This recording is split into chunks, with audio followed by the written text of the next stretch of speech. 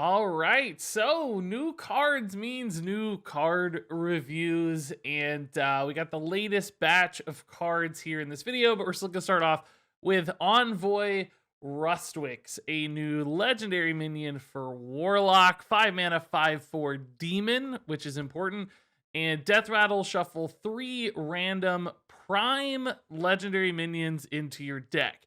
Now, what that means is he's gonna take the prime versions of the prime legendaries from Ashes of Outland. So not the front halves that have the death rattles, but the fully upgraded versions. So maybe a Kargath Prime, a 10/10 with Rush that when it kills a minion is going to give you 10 armor, right? Not the front half 4/4 version of Kargath. So these are the big ones. These are the awesome ones. And frankly, looking at the primes, they're all really, really good, kind of universally. They don't have to be synergistic necessarily. Like even something like Lady Vaj, which you wouldn't normally expect to be great. That's just draw 3 spells, discount them. Warlock can certainly utilize that.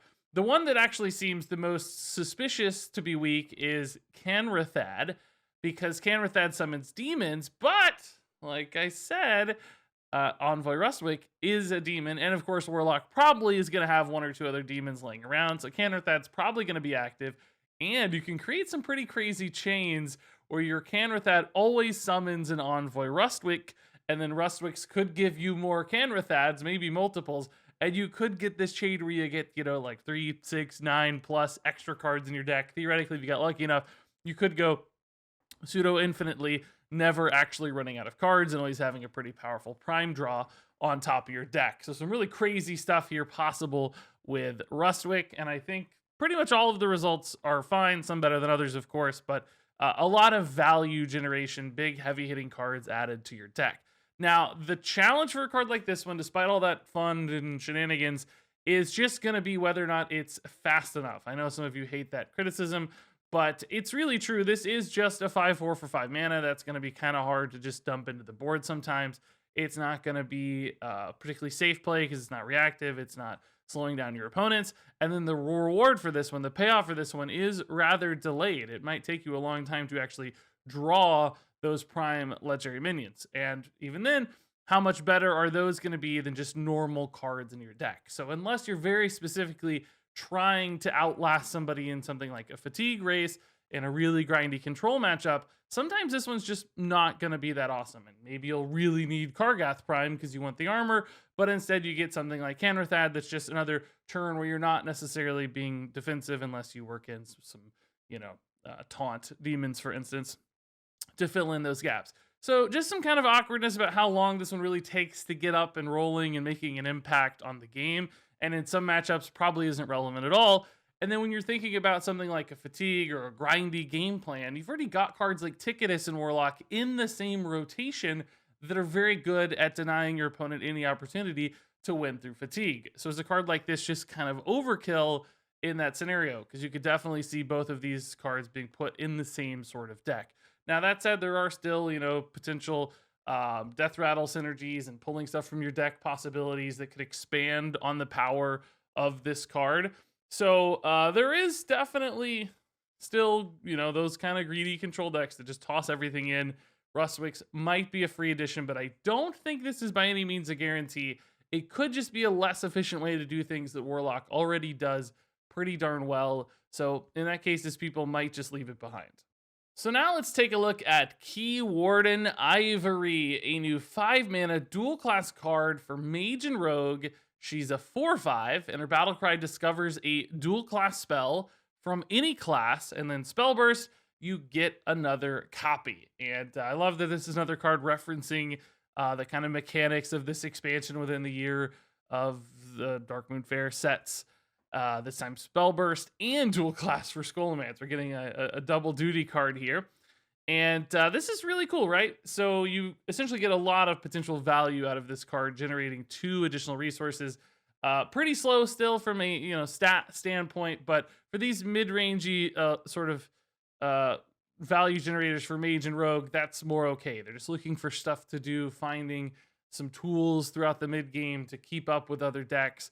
And of course, activating Spellburst on a card like this isn't tough for Mage and Rogue. They both have really cheap spells they're often happy to cast anyway. So You could definitely see this card fitting into those kind of decks. Mage and Rogue both love those sort of mid-rangey value generation sort of mechanics all the time.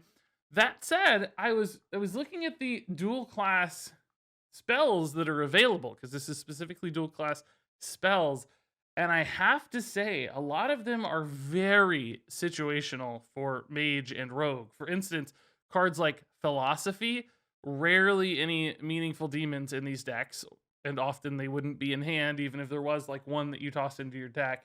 You've got things like Adorable Infestation.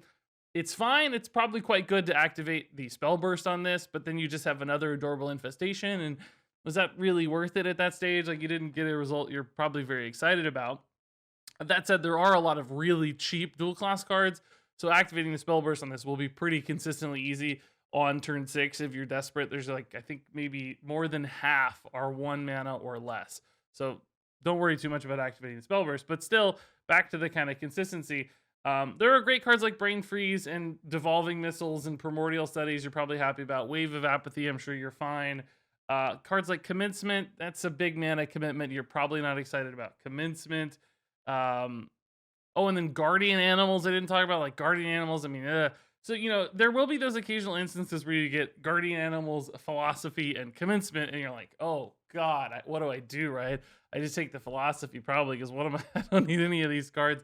At least it's a combo activator sometimes. And there are going to be other instances where you get a Braid Freeze and a Soul Shear and a Primordial Studies, and you like that you have a little bit of a different direction to go. So, you know, I think the low rolls are less common than the okay rolls, but it's just, is that going to be enough, right? Can you afford to whiff on a card like this from time to time? Are the payoffs even really that good? Like, is getting a couple Soul Shears all that significant? I don't think there are any really home run cards here. Devolving Missiles is probably the card that's most interesting for a class like Rogue. I think there's some neat value off Primordial, and Wave of Apathy's good counter tempo. Coerce occasionally will feel like a great result, but I don't know that this is going to be the perfect answer to mini board states. It's probably going to be one of those things you kind of play down. You're like, oh, let's just see what happens. And sometimes without enough direction, that can check cards like these when they're being added into deck lists. And compared to things like Jandis, you know, the natural 5 mana dual class comparison, that's just such a more high tempo card that both of these classes absolutely seem to adore. And this one feels a more value push. And do they already have enough cheap ways to make value in the lackey world of Hearthstone? I think so. As we move beyond lackeys, maybe this comes in to fill some of that gap, of course. And keep in mind, there's a possibility we could get more dual class cards as well for Keywarden Ivory. We don't know yet, so that could change the consistency on this one. All that said, still, I think the results here on average are pretty average, and that's okay, but not amazing. And then next up here is Landslide, a new 2-mana spell for Shaman, a pretty cool one. It deals 1 damage to all enemy minions specifically, and if you're overloaded, then you'll deal that 1 damage again. So a nice 2-part clear here that's great against like certain Death Rattle Reborn minions. It's great against Divine Shields. That, you know, Divine Shield 1/1s for Paladin suddenly just get wiped out with Landslide. And I think more importantly is that Landslide scales really nicely with spell damage, because it basically double dips on spell damage, getting the effect twice instead of a single time. We've seen that in the past with Earthquake, but Earthquake's really expensive, so sometimes it's hard to like fuse together with spell damage, and it often kills your spell damage minion on the front half of the Earthquake. So this one is a nice way. Just a single spell damage suddenly makes this a Flame Strike for 2 mana, as long as you have some overload.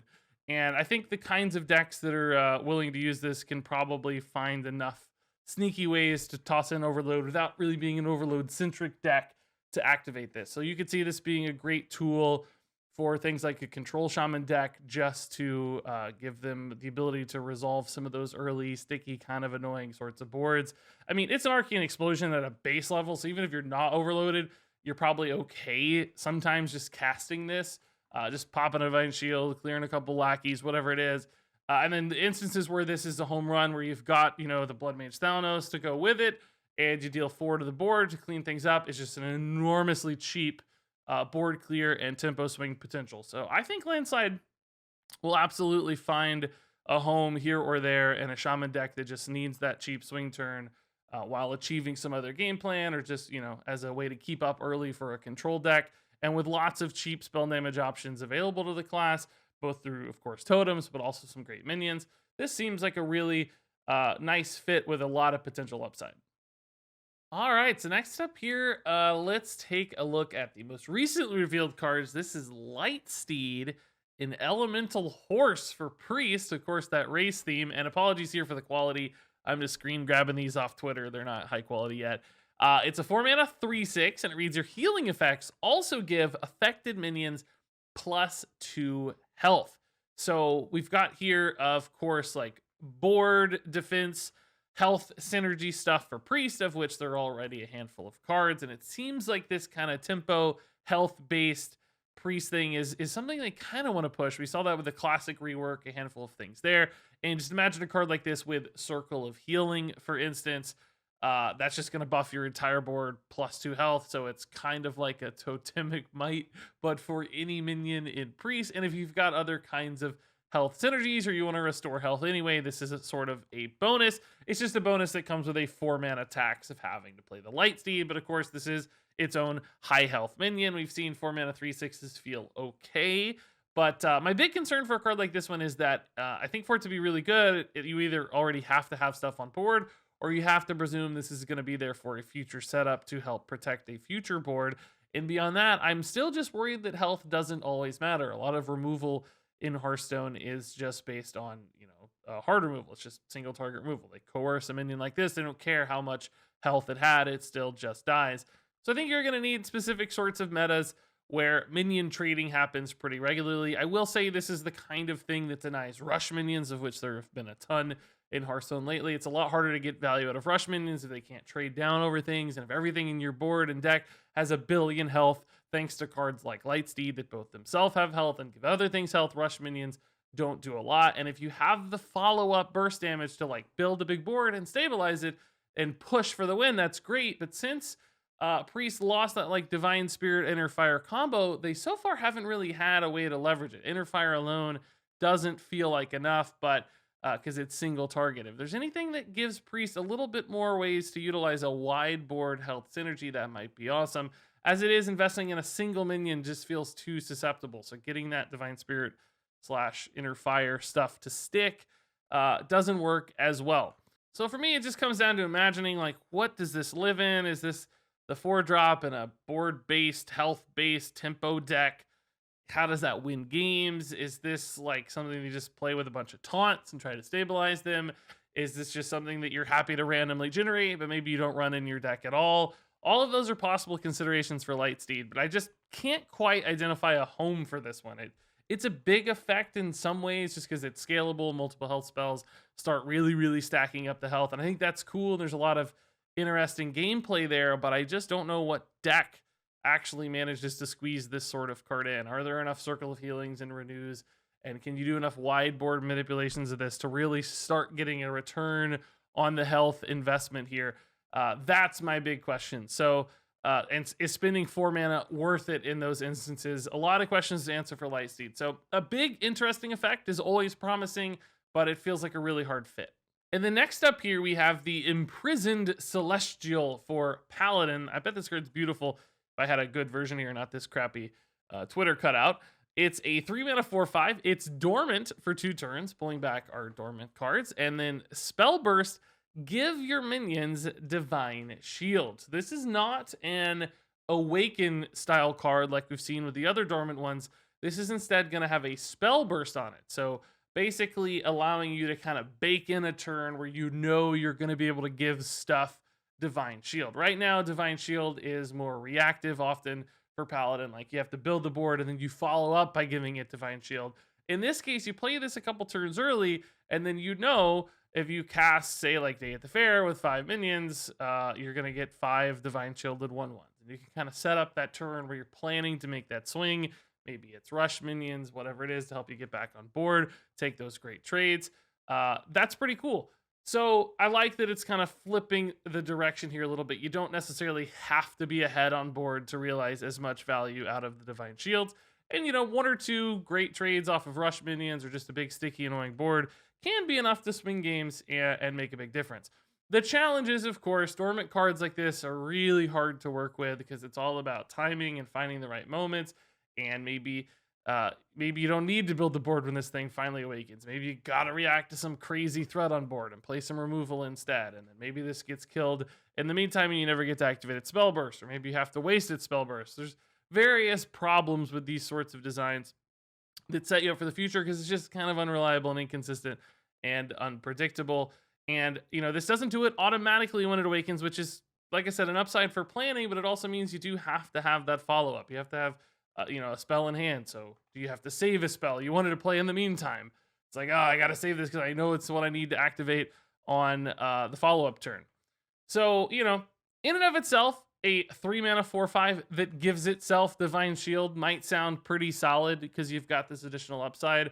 But I just worry about the delays. I worry about the kind of setup demands. All of those things are little checks that go against this card. They kind of check its power level a little bit. So is the fact that this is going to have Divine Shield enough of a swing? And can you leverage that Divine Shield enough on other stuff to really make that big impactful board? I think it's possible because a 3-mana 4/5 Divine Shield's pretty insane at the end of the day. But is it better than other more proactive, faster, more competitive, and immediate sorts of plays? That's the question. Envoy Rustwix is a 4-star card. Lightsteed is a 2-star card. Landslide is a 4-star card. Imprisoned Celestial is a 3-star card. Keywarden Ivory is a 4-star card. And there you go, folks. That wraps it up for this review. We're going to have more coming throughout the day. I think I'm going to try to do them every 2 hours, so it's like a significant batch of cards. We'll see how it feels and how significant some of the reviews are. But just stay tuned. Throughout the course of the day, there'll be a lot more reviews dropping, I'm sure. That said, thanks, as always, for watching. And until next time, game on.